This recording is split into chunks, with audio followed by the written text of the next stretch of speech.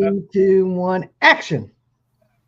Hello, everyone. Welcome to our Halloween special with Shane, JrzyRae, and myself, Wayne, or Raul tonight. Yes, So, Raul. Raul. yeah, I should probably change that maybe, but Too late now. yeah, I already started. So, um, tonight's topic is going to be Halloween, the scary movies that go along with the season. What do you guys think of the scary movies? The I ones love that do, oh yeah, I do too. I'm not a slasher fan. I'm more of a thriller and psychological. Uh, my we're all this basically the same age. We grew up with the slashers. The slasher advent was in the '80s with Yeah, Nightmare on Elm Street and stuff like that. Friday the 13th. So, I was never a fan. yep, Sleepaway Camp. Yeah. Happy Birthday to Me that had the girl from Little House on the Prairie, Melissa Sue Anderson. Yeah, Yeah, I wasn't into slashers at all. I was raised on zombie movies. And then I probably like the thrillers and psychological because of growing up. We all grew up with the Twilight Zone, Fright Night, Tales from the Dark Side, Creep Show, and then the one on HBO with the skeleton guy, Tales from the Crypt. Tales from the yep, Crypt. yeah, the Crypt Keeper. Yeah. So Dude, go back a little bit before that. Do you remember? I don't know if it's just local to my area or what, but do you remember an old guy in the middle of the night on like Friday nights? They'd have movies called Sammy Terry. You guys remember that? Samu Terry. Sammy Terry, like cemetery, but Sammy Terry. So Might have been confused.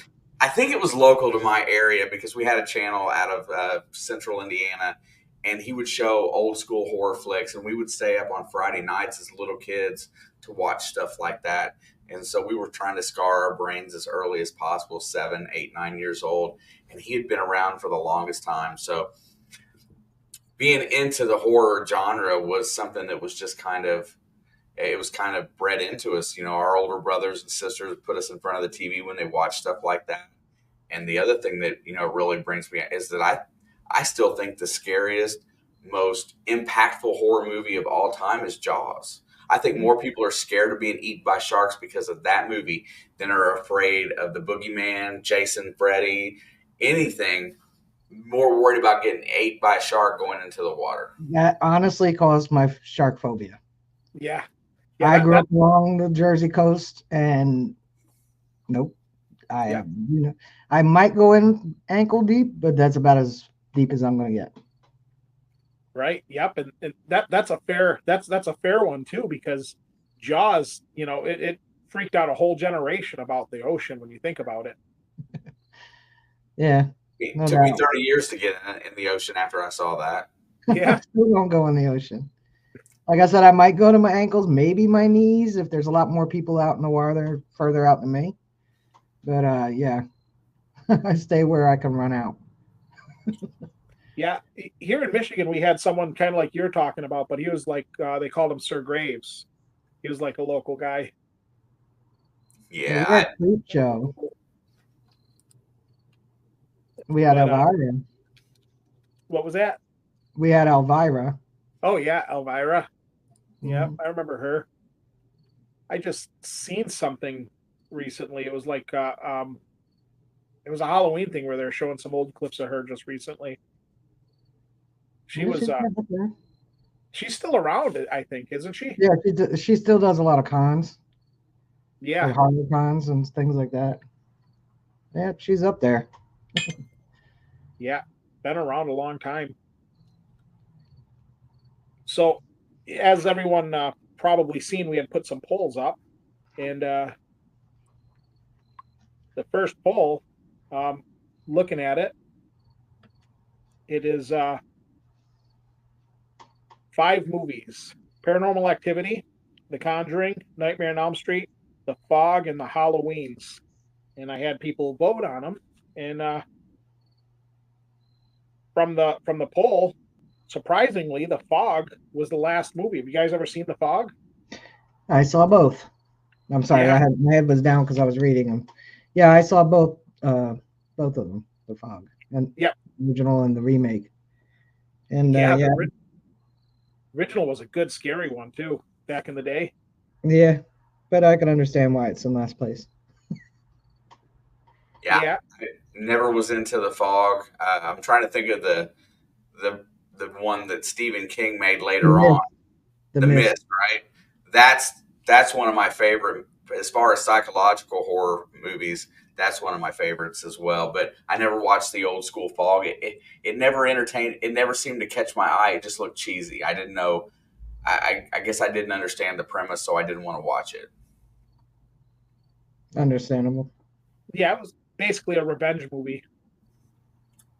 You know, bunch of guys on a ship. Got lured to their death, so they came back to mess with the town, more Hmm. or less. Very truncated version of the movie, like a Cliff Notes theater. And then Nightmare on Elm Street, came in as a close fourth, which everybody's seen Nightmare on Elm Street. I'm surprised that one didn't score a little higher, actually.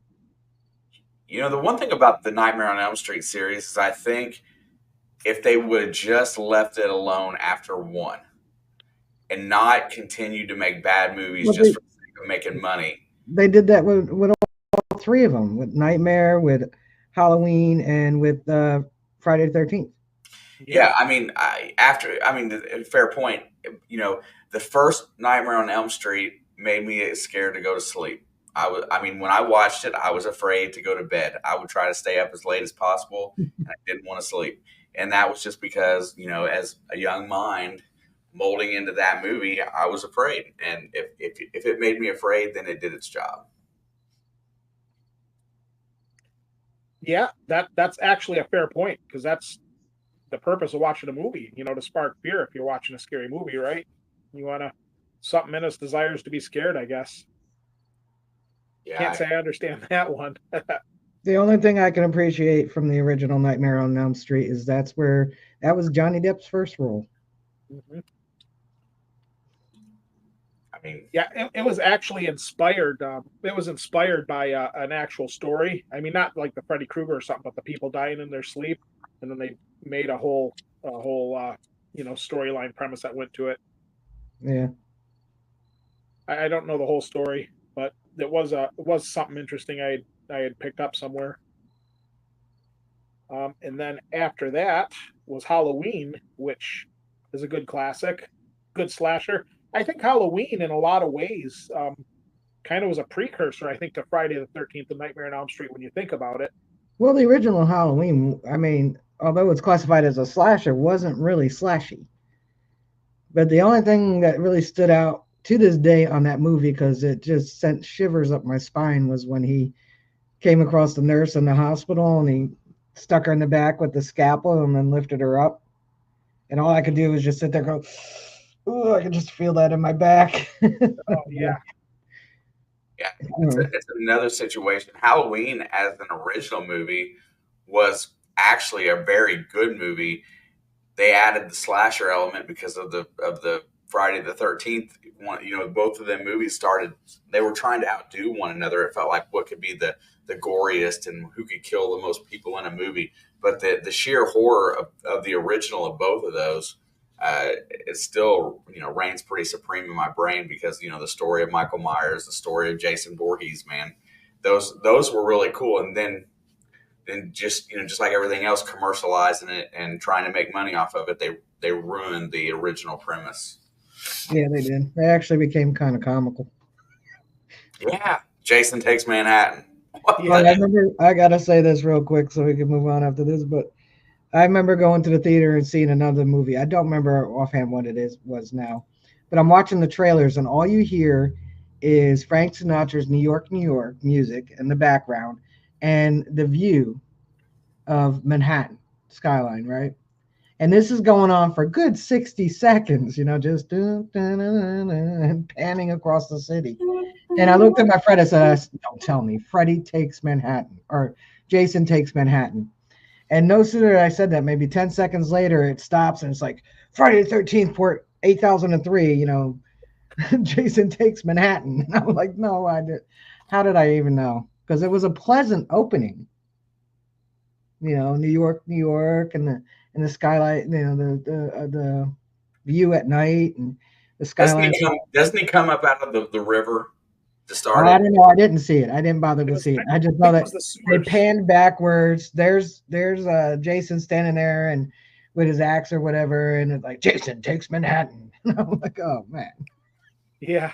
Oh, no, the sewers is where he ended it, but I think you're right. He did come up out of the river, or a river boat. I think it was. It's been a long time since I've seen it. Yeah, I didn't bother. It was like part Yeah, whatever. yeah. I've actually seen all of them, but I guess that's not much to be. A lot of people have seen all of them, but the original Friday the 13th. Speaking of Friday the 13th, was interesting because that wasn't necessarily Jason. It was more of a murder mystery because you'd see everybody when they'd see the murder, they'd be like, "Oh, hello there," and then you'd see him get stabbed. Because it was more of a mystery than the original, like even part two once Jason was Yeah, it was introduced. Jason. It was Jason's mother. Right, right. So it was actually, I think the first one on its own was a great standalone movie. If you think about it as a as just a murder mystery, although they never give you anything to solve who's doing the murder. So I don't know if it fully classifies as a murder mystery, but You know, but the one thing we can say about all three of these series of movies at this time frame, after these were all said and done, they really ruined horror movies for about 20 years. Nobody wanted to make anything different into a horror movie because they had wore the audiences out with sequel after sequel after sequel. I feel like in the early 90s, I feel like there wasn't anything in the horror scene that I really cared to watch. And I think it was because of these movies just burning me out. I think by that point they were doing direct to video. Yeah. yeah, I wonder. That is a good point, but there was I want to say in the '90s there was kind of a resurgence where you started seeing. Didn't Candyman come out in the '90s? Now, Candyman, now that's a pretty cool story too. I think the Candyman might have been late '80s. I forgot about that, but you know, uh, in the ghetto, impoverished black people, and it just invoking fear and the whole thing like that. That was a Cabrini Green, I think, was the name of the apartment complex, and the story that went with it. I thought that was really cool too. Yeah, 1992. I just asked the Oracle. Yeah, I just looked. So yeah, that was. But yeah, that's a good point because I remember back in the early '90s there was a lot of comedies in the theaters if I remember correctly. Yeah, '90s definitely seemed like the comedy decade. Romantic comedies blow. Yeah, dramedies. Yeah, action started getting big then at that point too. Really, Yeah, in the mid. like the Arnold Schwarzeneggers and Sylvester Stallone's and Jean Claude Van Damme and all those guys really seem to be blowing up in the '90s. Yeah, for sure. Yeah, the next movie on the list was The Conjuring, which have we all seen The Conjuring? I think that was actually a very creepy movie. I think it ranked high in the creepy factor. I actually like The Conjuring. The series isn't that bad. I mean, usually when you go to a second and a third, they kind of get but they're kind of holding their own in the series. They're not that disappointing. The second and third and Annabelle. But I thought The Conjuring was okay. I think I would have voted for that one on that. The best thing about a movie like The Conjuring, it steps into what I want to believe is real, right? Yeah. I want to believe that I want to believe in hauntings and possession and those types of things because anything that skates past what we consider normal activity in life interests me, and I think that when they make movies and they feature stuff like that, that it really makes you think, especially and your mind can play tricks on you in accordance with stuff like that. And I think that's where that's where the real horror comes from and that kind of stuff. That's actually pretty profound, Shane. My mother used to say, um, with the old time horror movies, she used to say they're a lot scarier because it would leave stuff to the imagination as it would go through. As where her argument was that the modern horror movies showed everything and it left nothing to the imagination. And the thought that what happens in your imagination can be far scarier, which kind of hits upon what you were just saying. That's what I That's say why, about Stephen King. When people say they can't read him because he writes too scary, I'm like, nah, he just describes you in vision. yeah, Yeah, yep. That's yeah, what I was getting ready to say. Reading it provokes the most fear, honestly. Yeah. yeah. I used to read a lot as a kid. I don't read as much as far as like fiction books anymore. I read a lot more technical stuff. But when I did read, I read a lot of Poe, Doyle, King. You know, I guess same that everybody reads. Yeah. Love me some Stephen King. Period. Yeah. You You know, ever read it's Eyes of the funny. Dragon? It's funny though, talking about, just if we're going to get that tangent for a second, Stephen King wrote all these books and they tried to translate his books into movies, but it never seemed to really work out as well as the book. So I was always disappointed. I had to watch movies before I read books.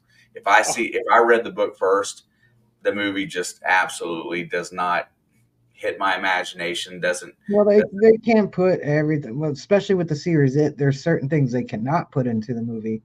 But they when they translate a book to movie, there's a lot they have to leave out. Otherwise, a movie would literally be 8 hours long.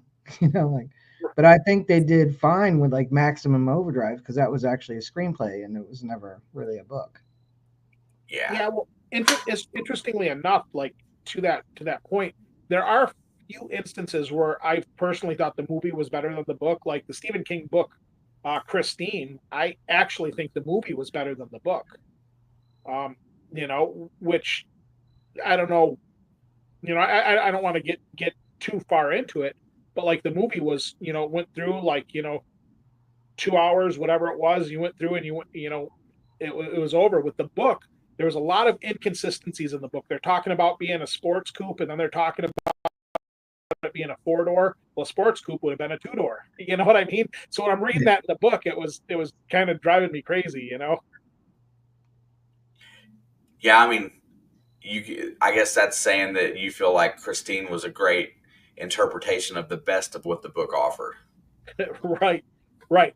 Well, they never offered a Fury in 4 doors. In the book he says it's a 4 door, and then it goes around to where he's calling it a sport coupe, and then it goes back to it being a 4 door. It was, it Nitpicker, wasn't cohesive.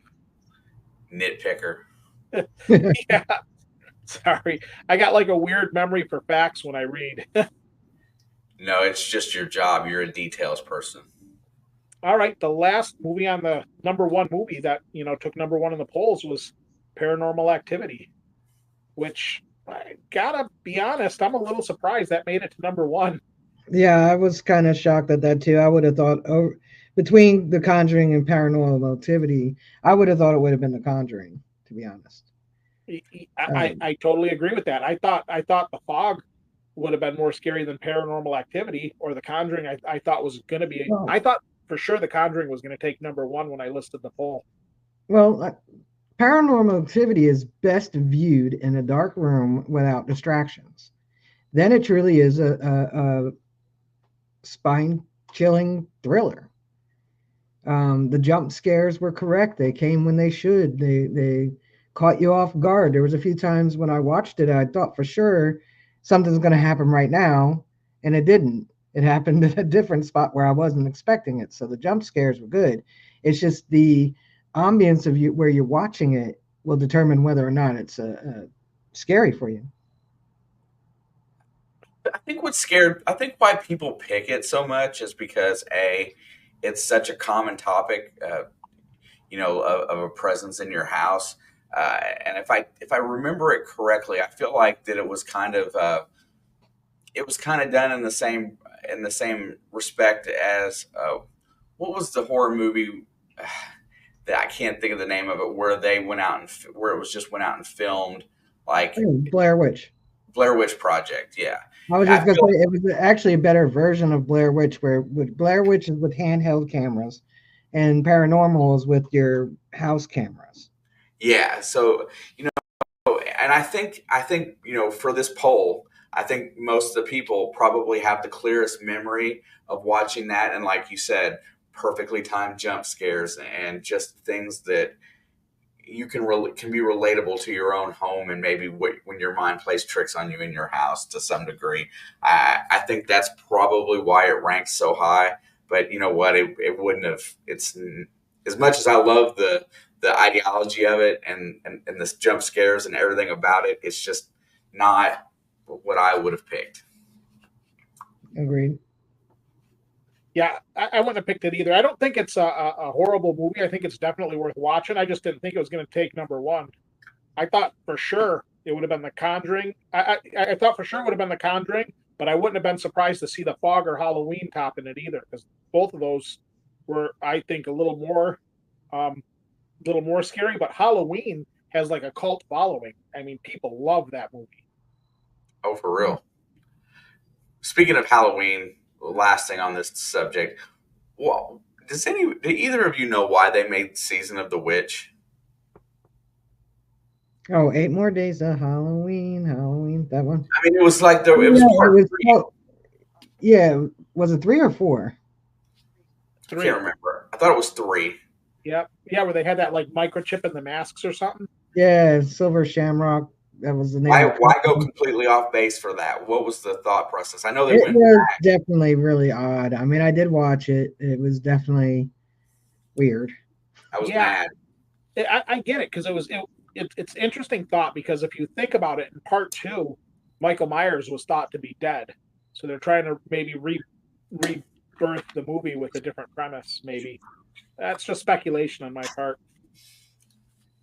but kind of reminds me of Friday the 13th Part Five, where there was no Jason. You know? Was it five? It Yeah. was the ambulance driver, right? Is that Yep. or I think okay? it was the paramedic. Yeah, because Yeah. that. Yeah, but he dressed like Jason, so maybe that fit.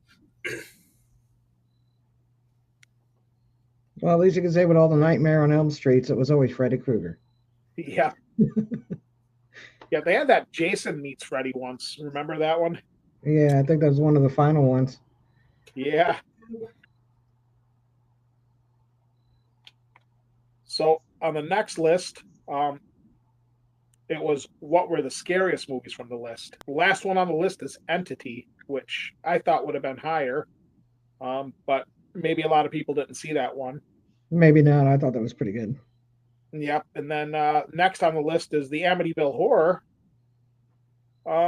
which I thought that one might have did a little higher, because that one, was it really was the first ghost story movie of that. Well, not the first, but one of the first ones that I think hit the level that hit. It's Well, supposed that's it. I don't know if these people were picking it based on the original or the remake. to. Could Remake might still be really fresh in their memories.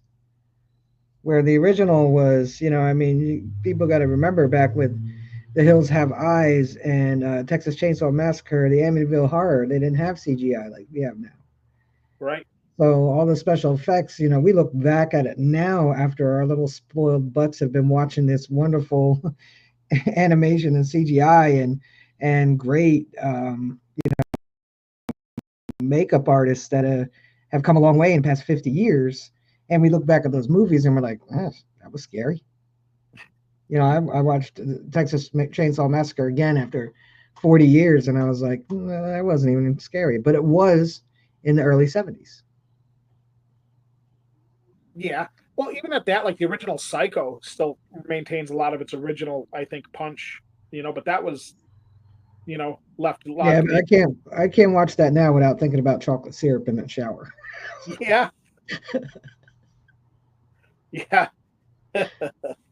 Well, that's, yeah, because they called Hershey syrup. Yes, that was true. But I love that movie. I love the whole Psycho series. I like it because I like psychological defects. I'm not gonna lie. I like people that it's character, right? It's that have quirks in their personality. What their normal is not the same as yours, and they make great murderers, and they make great villains in movies because they're misunderstood. And I don't know. I find that interesting. I find that their deviancy interesting. I think it makes it. I think it makes horror movies a little bit scarier. So your heroes are the anti-heroes.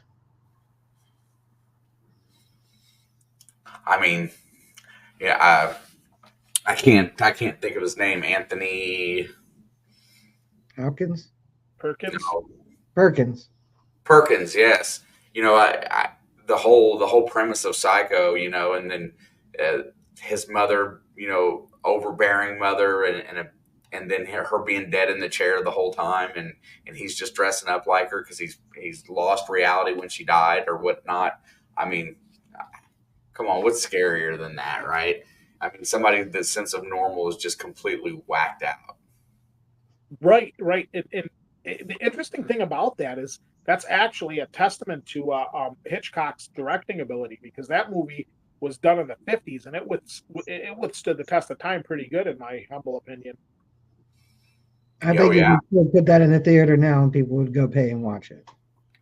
I would Yeah, love to. I would love to see a very well done remake. they I think you could. I think you could score big. they did do a remake of it not long ago, didn't they? No, I they don't know made a how well. series. Yeah, They I made don't know how well done the remake was, because I didn't. they Did they made a call it TV Bates series. Motel? Yeah. Yeah. Yeah, I seen the series, but I think they remade the original Psycho too. But I never seen it, so I can't tell you if it was done well or not. Probably not. That bums me None out. of us saw it. Probably wasn't good. If we don't know about it, then it must not have done very well. Right, right. Well, they talk about like movies where remakes are like the movie The Hills Have Eyes. In my opinion, I thought the remake was far better than the original. But that Yeah, goes along. because like I was saying, the technology they had in 1972 or three, compared when they filmed it compared to the technology they have now, 10 years ago now it's 18 years ago when that came out, is, you know, look at the differences in the technology. You could bring much more flesh to the story than what they could do in the 70s. I think they're both good standalones, but yeah, definitely the remake was much better. The Yeah, remake of well, Psycho was a commercial failure. It had Viggo Mortensen, Julianne Moore, and Vince Vaughn in it, William H. Macy, and Anne Heche, and it bombed. That's why. None of those people are horror people. I don't know. I feel like Vince Vaughn's got a quirky personality that could be good for like a horror movie. Maybe, but he's done too much comedy. yes, some people get typecast. Like I remember uh, Tom Hanks used to do all comedy, so the first couple times I seen him in a serious role, it took me a minute to get used to him, because I was so used to seeing him play comedy roles. Yeah. But I mean, I think he's a great actor. I think he does them great, but it just took me a minute to get used to him because I was used to seeing him goof around all the time. Um, Next on the list is actually a tie. Insidious and My Best Friend's Wedding. So, you guys seen My Best Friend's Wedding? Yes, unfortunately. No? Oh man, that movie scared the bejesus out of me. I thought for sure if I was like, voting, that would have been number one. you know, as a, but kind of surprised it tied with Insidious though, because Insidious is supposed to be really a scary movie. Sidious is really good. Yeah. And then, my best friend's wedding though. I mean, when you think about it, the premise of that movie, um, the guy's happy, he's about to marry his dream girl, and she comes into the picture and just wreaks havoc in his life. She breaks into his place of employment and starts sending him emails from the boss's computer that he's fired, and just all that crazy stuff. You know what I mean? Made me feel so bad for that guy watching the movie. The scariest part was it was a comedy. Yeah. Well, But I'm actually surprised Insidious did not score higher. yeah. In today's, in the 2000s, that's probably one of the better ones. Yeah, but what ended up taking number one on this poll, I'm not too terribly surprised by it. The Exorcist took number one. Well, that's like a all-time favorite. Yeah, and from what I understand, people were really freaking out in the theaters when it was released. They were. There were people who ran out. There were people getting sick in the theater. All kinds of stuff. I remember all the news stories about it. But I didn't see it in the theater. Or I might have, but I don't remember seeing it in the theater. My mother definitely did, so I may have. But I remember seeing it. Though. Yeah, I was very young when it came out in the theater, so I have no idea if I seen it or not. We used to go to the drive-in when I was a kid. They'd go to a drive-in by our house, Yeah. and most of the time I'd go there as a baby or a young kid, and I'd end up falling asleep in the car while they were watching movies anyway. So I've probably seen a lot of stuff that I don't know I seen. Yeah, I don't remember seeing it in the theater. I remember watching it at a friend's house as a kid on VHS tape. So, there you go. But, the best thing about The Exorcist, I mean, the cinematics to it, the music, the setting, it promoted being tense. And then the Roman Catholic Church denial of exorcisms, and then you find out that it's something that's been performed over the years, but in secret. It really stems back to that. Is this reality? And I think if that's reality, that's scary as it's scary as it gets, honestly. So, I mean, I think that's another reason why it's so good. Yeah. And then the special effects were really good for the 70s. Oh And yeah. the actress who played her mother, Reagan's mother, actually literally injured her back really badly in that scene. Yeah. That is like I said, I'm not surprised, but even those special effects stood the test of time to some degree. I actually read the book, and to piggyback off what you guys are saying, even the book ranks high in the creep factor. You're talking about like a lot of the like even the psychological elements. You can see like when the priest is talking, how it'll start messing with the priest in the book. It'll start talking like bums he met in the subway and stuff like that. It's just crazy. Mm-hmm. But once again, something directed from a script with real imagination and real thought into character and to what it would be like if it were real, and so on and so forth. So a great imagination put something on film in a time that special effects, and you had to sell the story and you had to sell the scene in order to scare people in the movie theater, and it pretty much scared the bejesus out of people. It did. That definitely had a big effect on people. I think even now, if you show it to the newer generations, I'm sure they'll have a reaction to it too. Um, Well, even when you watch jaded some of as these, they are. oh, yep, I agree with that. Even when you watch some of these other Exorcist movies, I think they kind of pale to the standard that the original set. Oh yeah, all those exorcism of Emily Rose. Yep, There's like 4 or 5 of them. I've seen them all, yep. but yeah, no, I mean, I think The Exorcist is definitely one they won't remake because you just can't. It's What? just well done. Yeah, good point. They spawned off so many different exorcism type of movies off from that. What is the one with the two girls, like from both sides of the tracks in like Louisiana a few years back? That wasn't that far ago. But it was an exorcist type movie, and they girls disappear into the woods, and it's like, have you seen that one for a couple? I can't think of Not what. ringing a bell. It might I come to you. Yeah, I watched. It's one I watched here recently. I haven't watched many movies in the last 4 or 5 years, If honestly. any of you listening to this later on and watching this know, just pop it in the comment.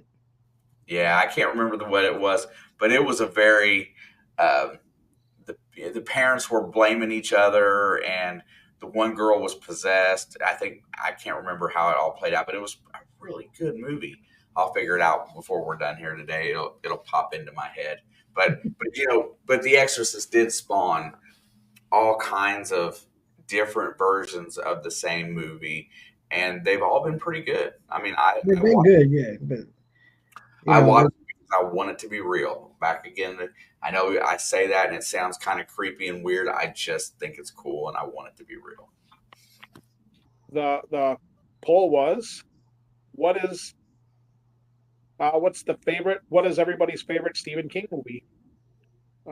Last on the list was The Shining, which actually I thought that would have scored higher. That's a classic. Must have been too scary for people, and they couldn't even bring themselves to vote for it. Yeah. Did they Was even that did a Stanley remake? Kubrick, wasn't it? Yeah, Kubrick did the original and Stephen King did the remake. Like Stephen King wrote the screenplay and everything, and they did it as a miniseries. And even the remake was just very, very good. Well, Listen, now we have Doctor Sleep, which is Danny all grown up. Hmm. Yep, which is that's actually a great movie also. I haven't seen it yet, but I tend to. Yeah. Well, there was, I mean, there was differences like in the original from the book and that because I've read The Shining. Um, also I'm not going to go into a lot of the differences here, but there was like differences, and I thought when they did Doctor Sleep, which is the sequel to The Shining, I think they covered that pretty good. Like it would have been really easy for the director to just follow the way it was in the book, but they followed it based off of the movie, which I thought was good because in the um, no, I won't go. I don't want to ruin it for anyone who's going to read the book, but there was like one main difference that you catch right in the beginning of Doctor Sleep, um, that they picked up on. It was the main difference from the Stanley Kubrick in the book and what happened in the beginning. the thing about The Shining is if you go back to COVID, and I watched The Shining about 2 or 3 times during COVID, and here's why. Because when all business was shut down, my business is a big giant hotel, and never had I been there when there was nobody there. So my imagination ran wild. I was going up and down the hallways on an electric scooter, and I kept having, being there by myself on property in this giant property. My mind started to wonder, and how my brain works is that when my mind starts to wonder and think about things, I correlate it with something else, and I correlated it with that movie. So I spent all this time alone working every single day in a building that nobody was at. And it got to the point where it was starting to get to me a little bit every single day. When before it was all said and done, I was sitting out on the back patio talking to geese for crying out loud because there was nobody to talk to at work. So that movie there in particular, I'm like, that's real. Like, you get to the point where that can be a reality when you have nobody to talk to. Yeah, and I can relate to that because I did some side work doing some security thing a few years back, and when you're doing that like after hours when you're in a big empty area, it's a very similar feel. Next on the list was The Stand, which I haven't read that book, but I did see the movie. I read it actually twice. Yeah, that is actually the character in their flag is from another Stephen King book, Eyes of the The Dragon. Tower series. Huh? The Tower series. Yep, yep. But even before that, like yeah, the Eyes of the Dragon, which is Yeah, well, that's the first of the dragon of the Tower series. that's the first of it. Yeah, I believe so. All right, yeah, because that's one of my favorite books by Stephen King. Actually, great book. Yeah, it's a great series. Takes a while to read them all, but That's what I said. It and was long. I didn't get into that one as much, so I don't have a lot to really good series. It was hard to read them because they didn't come out like, quickly. There was something I think between two of them there was about 5 or 6 years between the two books. But, and then the last one, I mean, any diehard King fan we were sitting there biting our nails waiting for this book to come out to wrap up the Tower series. But it's a good series. There's no way they could make a movie about that though. Yeah, I think they would have. I think they would have. I think the Eyes of the Dragon would have made a great movie. Actually, Yeah, but it's gonna leave you wanting for more, so yeah, yeah. That is a very good point. Next on the list after The Stand is Silver Bullet, actually, which I can see that. That was a good werewolf movie. It was a good short story, and it was a standalone short story. It wasn't in a book of short stories. I think the correlation to the movie, I didn't care as much for the movie as I thought. It's one of those that I like the short story better than I like the movie. The movie was okay if you hadn't read the book. I think a lot of not liking the movie on this one is choice actor. I don't hate Corey Haim. I just don't think he was the right character, the right actor for that role. I think he was miscast. Yeah, he was a kid, and he was available. But I don't know. I think it probably would have gone over better for maybe a different actor. Not that I disliked Corey Haim. I just don't think that role was for him. But the one who played, what was his stepfather, that was really well cast. Can't remember his name offhand, but he was very well cast. Yeah, me neither. I'm lousy with actors' names, actually. And then after The Stand, looks like Salem's Lot, which I've seen. I've seen the original. I read the book, and I seen one of the remakes. I guess they got a new remake just coming out too.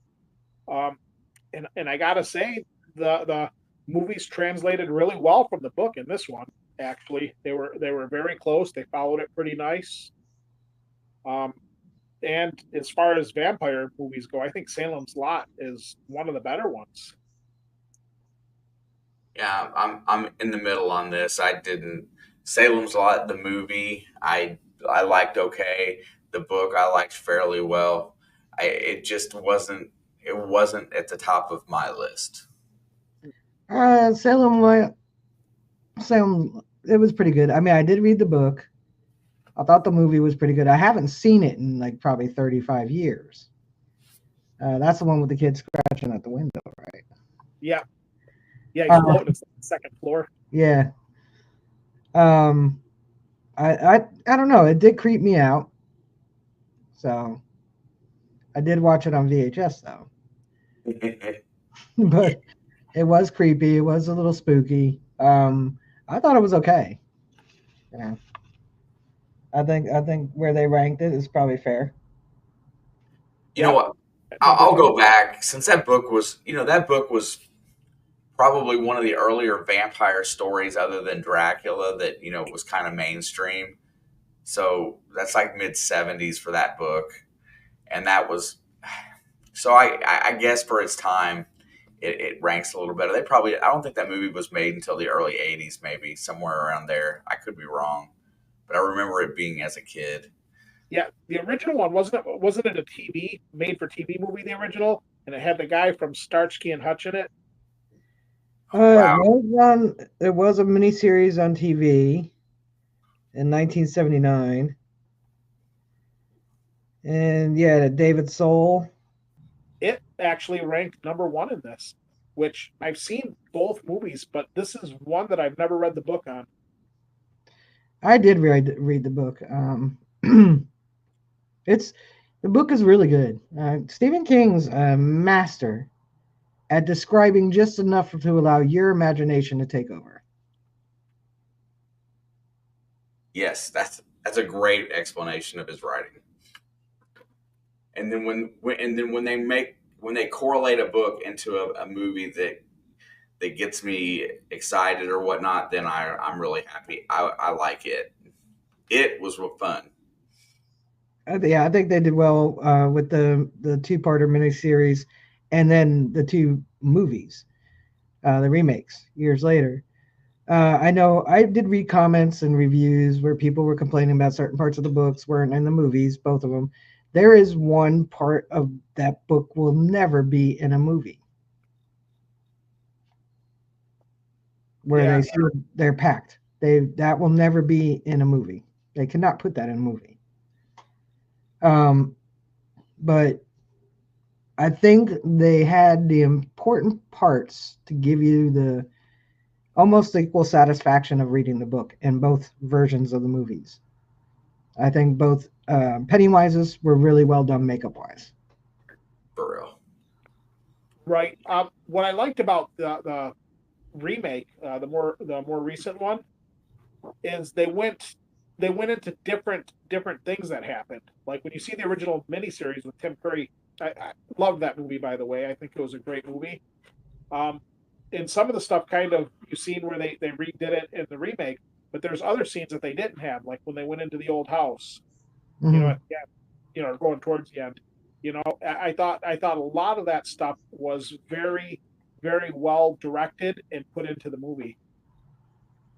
Yeah, I think it was a. I definitely see why it was number one. I don't know if they were voting on the original or the remake or a combination of the two, but both versions were actually really good.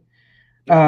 The original one was actually made for TV, so there's some things a little milder in it compared to the remake, which had a little more allowance but a different rating. Yeah, I can't remember a time where I was ever disappointed in anything that they put out about it. I got that's tough to say that. Put out about it, but I that's one of my favorites of all time. So I can kind of get behind that, especially however many votes we had in the poll. But I think it stretches across a lot of the generations that we have that probably voted too. I mean, that's going to be one that everybody remembers. Oh yeah, no doubt. It's a really good movie.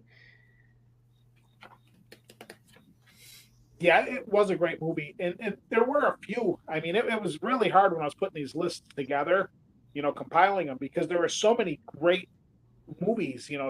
Especially with Stephen King, that you could have thrown in there. Oh You know, yeah. Sometimes they come back. That was awesome. yep, yeah, the Maximum night shift. Overdrive. Yeah, Maximum Overdrive, the night shift, which was kind of cheesy, but it was a very fun movie. Yeah. The only one I wouldn't put in any list would be Children of the Corn. Yep, I thought about putting Children of the Corn on the poll because another short story adapted to a movie. 3-page story. What was that? I said it's about 15 pages. Yeah, Scared to death of cornfields for 5 years. It did its job. Well, the yeah. first one, but then you had 45 more afterwards. Yeah, that's when I only watched the first one. I didn't watch sequels. They did a remake not too long ago of the first one, um, Yeah. which I thought they did a really good job on it. I seen an interview with the director, and for the life of me, I can't remember his name right now, but I seen the interview, and they asked him why he remade that movie, and he said that when he seen them ask Stephen King about the original Children of the Corn, Stephen King basically said, I'm sure these people have some great work they can do. This just wasn't it, or something along those lines. And he said he wanted to make a movie that Stephen King would be proud of. And so he did the remake of Children of the Corn, which was, really good in my opinion. If You know, memory serves, I don't think Stephen King made a cameo in Children of the Corn. He only made cameos in movies that he actually was endorsing. yeah. I Yeah, don't remember him being in it. I don't think he was. I think that's one of the few. he didn't like the Stanley Kubrick version of The Shining. From what I understand, he had a lot of heated debates with Stanley Kubrick about that one. You know, since we're on the probably, can we agree that Stephen King, when he passes, will probably go down as the king of horror, but even more so, probably one of the best authors of our generation. I Oh, mean, he's going to definitely be there right with Edgar Allan Poe. yeah, Yeah, he's gonna be there forever, right? Oh You yeah. know, I kind of felt because I read a lot when I was younger.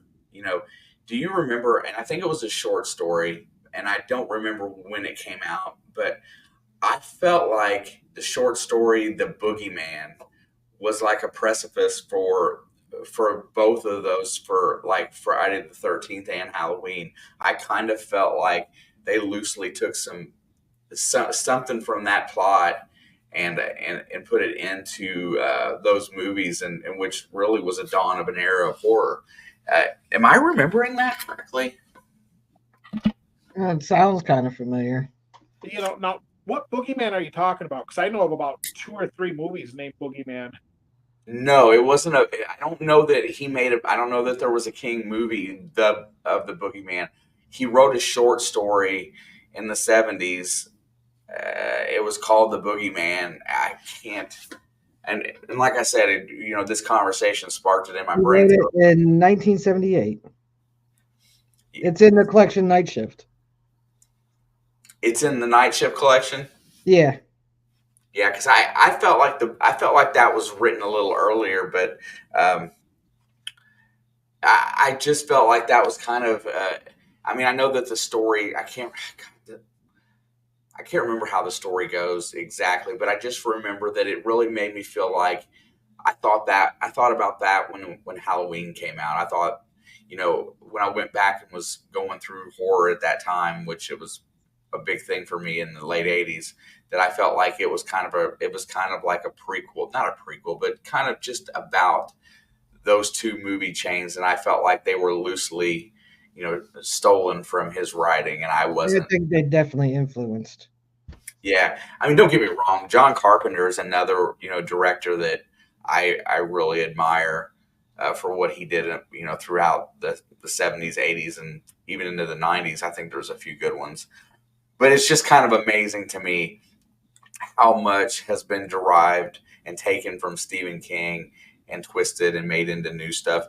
And there's probably movies and TV shows out there that we didn't have no idea that somebody got their idea to write it from a Stephen King novel.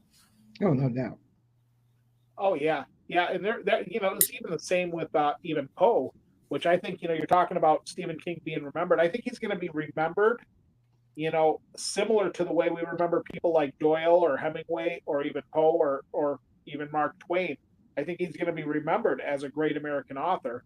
Well, Doyle wasn't, he was English, but that's another story. But interestingly enough, Poe influenced Doyle to write Sherlock Holmes. His the Purloined Letter with the Detective Dupont, which led into influence. So when you're talking about influences, a lot of the culture, especially in the literary world, influences other works, and that's just fascinating the way that the creativity of these writers can take a concept and then re-explore it in a different way. Yeah. Uh, Before we finish this, we actually didn't talk about the stand.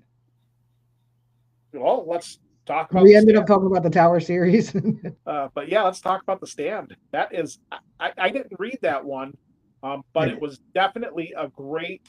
It was definitely a great movie. I seen the original miniseries with Rob Lowe, Yeah. which I thought was done really well.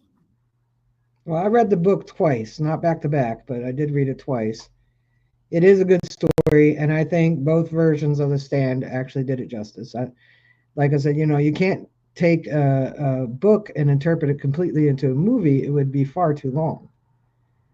You have to sacrifice some things, and I feel that they didn't. In both versions, they didn't sacrifice too much of the plot of the book.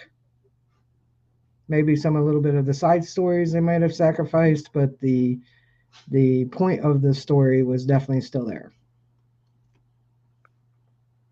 Yeah, what I found interesting about the stand is the things they remembered as they go through, and you were talking earlier about Stephen King's eye for detail. Like when they're going through the stand, there's that scene in there where they're going through, and because people had like died in the houses and left things running and all this stuff were going on, they're sending the cleanup crews through the houses to make sure everything was turned off and everybody was cleared out and everything, because when they turned the power on, they didn't want everything to be turning back on again. So Mhm. like a lot of the little details that they worked into that miniseries, I thought was very, very well thought out and put into the movie. Yeah, it definitely got the story across. I mean, you got the vibe from it. yeah, one thing I can take away from reading The Stand, and I and I only read it the one time, but it reminded me a lot of. Like reading like Lord of the Rings, because the complexity of all the characters and stuff like that. It there was so much in the book that you couldn't put in the movie. But I like, but in comparison, like I said, it reminded me of the Lord of the Rings because you know Peter Jackson, when he made those movies, he had so much that he had to cut out. And although I love the book, The Lord of the Rings, it's one movie series that I like even better than the books. And The Stand is one of those books that I read through and I didn't get as much out of watching it as I did reading it. But it just felt like there was a lot there. There was. I mean, the book was, a regular 8 by 11 or whatever hardcover, and it was that thick. I mean, it took a long time to get through it, and I was a fast reader. The couple of times I read it, but I think going through it a second time, I actually picked up on more things that I didn't see the first time around. You know, um, I paid more attention to some of the details on the side that I didn't pick up on the first time I read it through. And they didn't lose too much of that interpretation in making the movie versions of The Stand. I love I love the books or the books and the I think it was the '90s version, right? They made one in the early '90s. That was the mini series, correct? Yeah. Tell you what year it came out. '94. 94. I couldn't find it because I'm only finding the most recent one in 2020. Yeah, I remember the '94 version. I didn't Oh, there watch, it is. Yeah, 94. but that book was written a lot earlier too, right? Yeah, that was written, I think, around 1980. Yeah, I don't know. You're making me want to read books. That's what I want to do now. I want to go pick up a book and start reading. That's for sure. Yeah, 1978. Yeah. I think the last thing I read was the Walking Dead series. I was reading that on a website where I could read it for free. But I'm not a graphic novel reader because I read the words. I don't soak in the pictures. Right. So I wasn't much of a comic book reader when I was a kid. I'd read the joke ones, Archie, Casper, Wendy Witch, but I didn't read the graphic novels. And I wanted to enjoy it, but there's just no way I could have because I'll just read the words and I'm done with the book and one chapter in like 5 minutes. Well, that's a fair point because I struggled with the graphic novel part of it too. But I pushed myself through it because I had watched at the time when I started reading it, I had just watched the first season of The Walking Dead, and I thought it was a pretty good show. So I had gotten Compendium One for The Walking Dead, and I started reading it. It took me a minute to get used to the graphic novel, but once I got used to it and I started going through it, it was a lot more brutal than the TV show. Oh yeah, no. I think I don't remember what book I was in, 10 or 11. But I mean, I'll go back and finish it eventually. But I actually started watching The Walking Dead because, like I said, I was raised on zombies. Growing up, my mother saw Night of the Living Dead, and from that point on, she was a zombie fan, and I was reared on them, literally. The only one that ever gave me nightmares was only because I didn't get to see the end. My mother put me to bed in the middle of Children Shouldn't Play with Dead Things. Yeah, we covered a few things today, but man, do you know we could have there's so many other subgenres that we could have got into when you're talking about zombie movies and stuff like that. I mean, and there's other types of horror, that we really didn't even touch. We touched on classic horror mainly, but there's so many other things that we could have got into. I could sit here and talk all day about a zombie poll of zombie movies because there's so many really good ones. I mean, there's so many really bad ones. Boy Scout Guide to what's that? The Boy Scout Guide to Surviving the Zombie Apocalypse was. I love that. Oh my God, that's because you're a dude. It was all about penis and balls all throughout it. Wait a second. What was that one with Woody Harrelson? What was it? Oh, Zombieland. Yeah. Yeah. Zombieland. I love Zombieland. Zombieland was awesome. It was so funny. It was meant to be funny, and that's the point. It's not. I mean, It's No, the Boy horror. Scout guide, that one was just, I was like, if you were a 12-year-old boy, this was for you. Right on. That's where my mentality is going to stay. Yeah.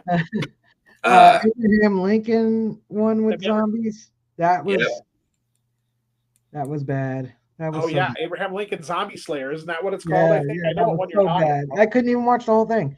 There was another one that was period piece that took place in the 1800s. I can't remember offhand right now what it was. 4 years ago, that was terrible. Um, but I gotta say, the funniest comedy, not just Shaun of the Dead, but it's a Spanish one. I think it's Raul of the Dead. Raul. Raul. Yeah. Raul. Oh my god, it's so good.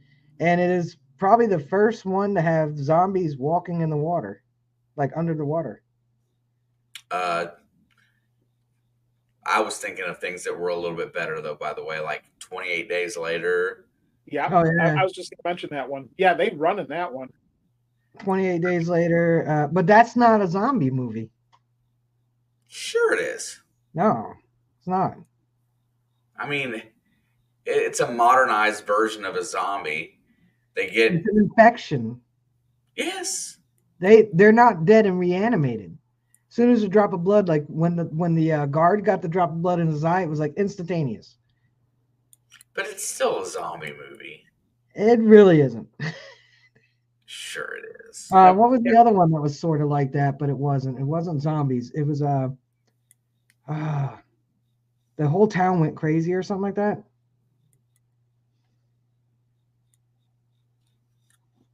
Uh, I don't know. What's the one? Oh, are you talking about the Will Smith movie? No, no, that was good though. That was That was something man. What was it? I know the one you're talking about. I Am I Am Legend. Legend. I Yep, Am yep. Legend. Yeah, that was good. Yeah, I thought it was like something else, but yeah, it's I Am Legend. Have you ever seen the movie? It's an Australian movie called Talk to Me. I'm looking. I don't know. I gotta have visual stimulation. Yeah, that one we watched. It's a newer movie. And my wife and I watched it a Ooh, couple months back, and that one was not very not like a lot of other movies. It was very unique in a lot of ways. I can't find this movie. It was like Raul of the Dead.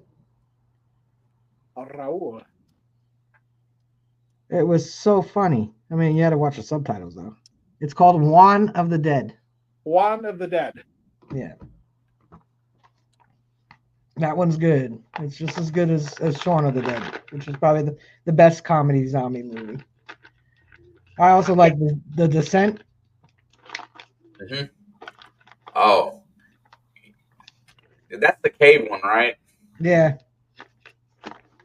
I mean it's not zombies, but it's yeah. I thought humans you know, that morphed into weird nocturnal creatures. yeah, an interesting one also. Night of the Living Dead 2, which was somewhat of a comedy also. Well, Day of the Dead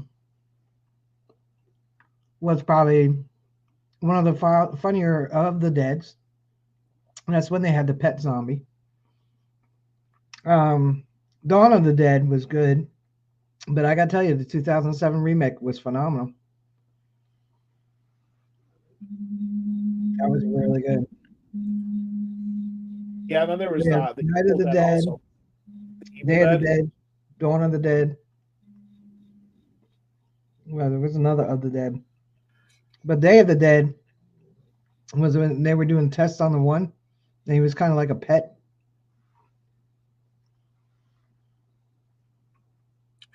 They did that in 28 Days Later too. What? Oh yeah, Yes. the soldier. Yep. The guy that played in that movie, I guess the reason why it sticks with me, his name was Cillian Murphy, the skinny guy that wakes up in the hospital. Yeah, I really like him as an actor. and I really felt like that this was just like the English version of Resident Evil. I had that feeling too. Like it definitely gave me a feeling of Resident Evil. And the girl in that that was in 28 Days Later, the black girl, she looks like the girl that in the movie that Wayne was just telling us about from a couple years back that he really liked. What was it called? Talk to me. The Australian one. Oh yeah, Talk to me. Talk to me. They look very similar. Yeah, I like 28 Days Later. I like 28 Weeks Later too.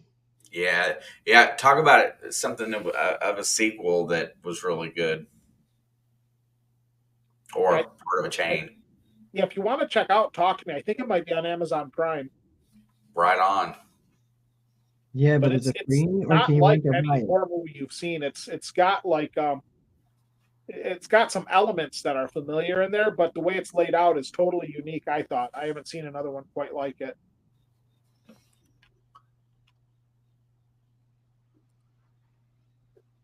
Are we finished?